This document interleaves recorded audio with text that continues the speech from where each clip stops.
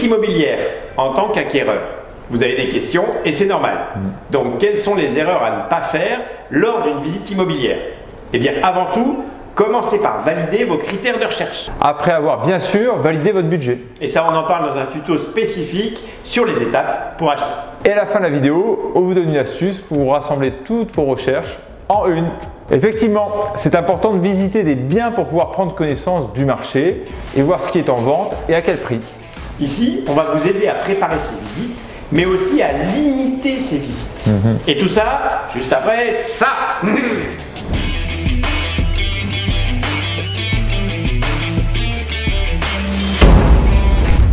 Salut, je suis Arnaud.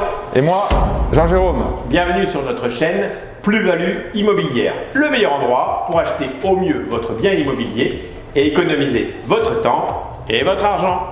Si vous êtes vraiment acquéreur, le but est de trouver le bien qui correspond à ce que vous recherchez selon votre budget et aussi de minimiser le nombre de visites. Parce qu'au début, c'est excitant de visiter des biens.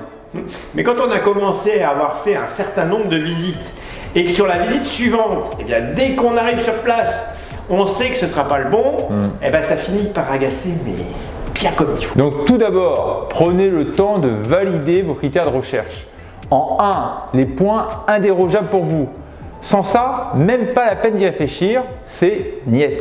En 2, les points importants. Limite, pas de compromis dans ces points, mais si tout est au vert, peut-être qu'un de ces points pourrait être révisé. Ben oui, il faut savoir de temps en temps faire des compromis. D'ailleurs, c'est peut-être pour ça qu'on appelle compromis la signature qu'on fait chez le notaire. Peut-être, va savoir. Et en 3, la cerise sur le gâteau. Les points qui sont moins importants, ça serait quand même bien si on les avait. Et en 4, ce que vous ne voulez surtout pas. Et oui, c'est bien de savoir ce qu'on veut, et ceci, c'est bien de savoir ce qu'on ne veut pas. Oh que oui. Ensuite, sélectionnez les annonces qui vous intéressent et appelez les contacts pour poser vos questions en relation avec le bien et votre recherche.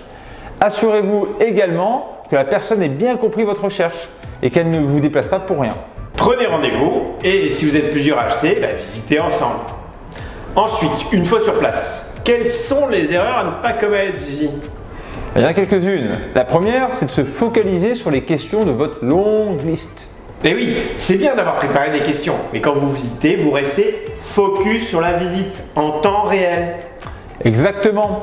Détachez-vous des notes et des prises de photos. On est là pour découvrir, regarder, s'imprégner des lieux. Si par rapport à ce qu'on voit, on a une question, là oui, vous pouvez la poser. C'est pas interdit. Non. Bon. Et faites très attention à votre premier ressenti. Il est primordial. Si plusieurs points vous dérangent ou si votre ressenti n'est pas bon quand vous arrivez, dites-vous que quand vous habiterez, ça sera x10. Donc, prenez ces ressentis en compte. Alors, si la visite vous a plu et que les critères primordiaux et principaux sont validés, à ce moment-là, posez-vous pour demander le reste des informations importantes. Alors, ce qu'il faut demander, c'est quoi? Vous pouvez demander à voir les plans, le lien de la visite virtuelle s'il y a tout ça, si ça a été fait avec des photos, par mail ou une fiche récapitulative des informations. Alors si le vendeur est un particulier, prenez ce qu'il pourra vous donner.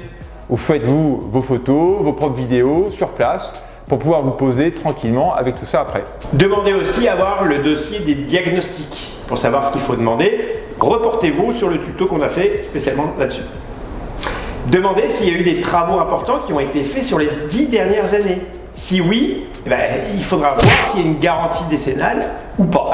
Et s'il s'agit d'une copropriété, demandez le dernier PV d'AG. Souvent, on peut même demander les 3, le carnet d'entretien, de la résidence. Et ça vous permettra aussi d'avoir les coordonnées du syndic pour les appeler si vous avez une question spécifique à leur poser. Autre erreur, sous-estimer l'environnement.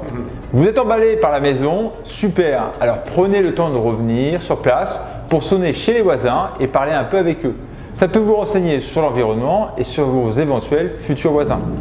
Sachez cependant que vous ne pourrez jamais maîtriser totalement l'environnement, au même titre que vos futurs voisins qui, comme vous, ont le droit de déménager.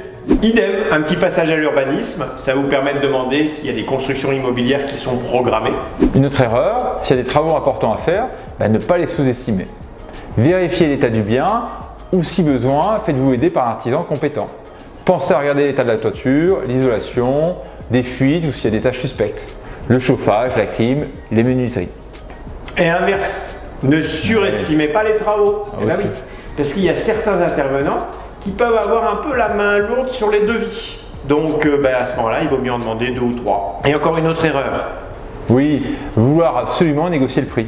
Car les biens en vente ne sont pas tous négociables, surtout si le bien visité est au prix.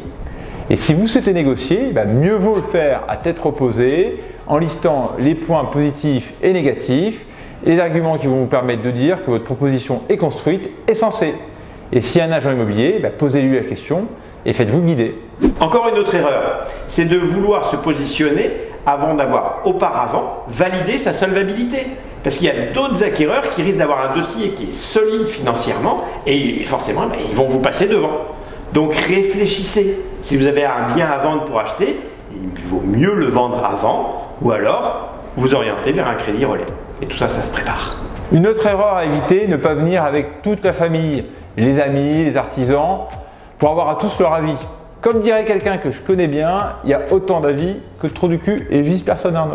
Voilà. Autrement dit, chacun a son avis, c'est pas forcément le bon ou le vôtre.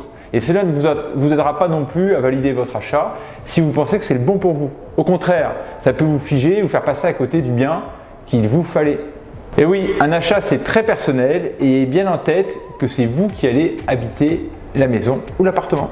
Allez, c'est l'heure pour nous de résumer. Donc, pour éviter de faire des erreurs lors d'une visite immobilière. En 1, validez votre budget. En 2, validez vos critères de recherche, les points indérogeables, les points importants et ceux que vous ne voulez pas. Sélectionnez les annonces et appelez pour vous assurer que le bien colle avec l'annonce et vos critères, pour éviter des visites inutiles. Et visitez à 2 si vous achetez à 2. Sur place, prenez bien le temps de visiter et de bien être au moment présent. Ensuite, posez vos questions et prenez vos photos et vos vidéos si rien n'est faux. Gardez bien en tête votre ressenti, le premier, car vous revivrez ce ressenti tous les jours ensuite. Demandez bien tous les documents, dossier de diagnostic, les AG si c'est une copro, tout.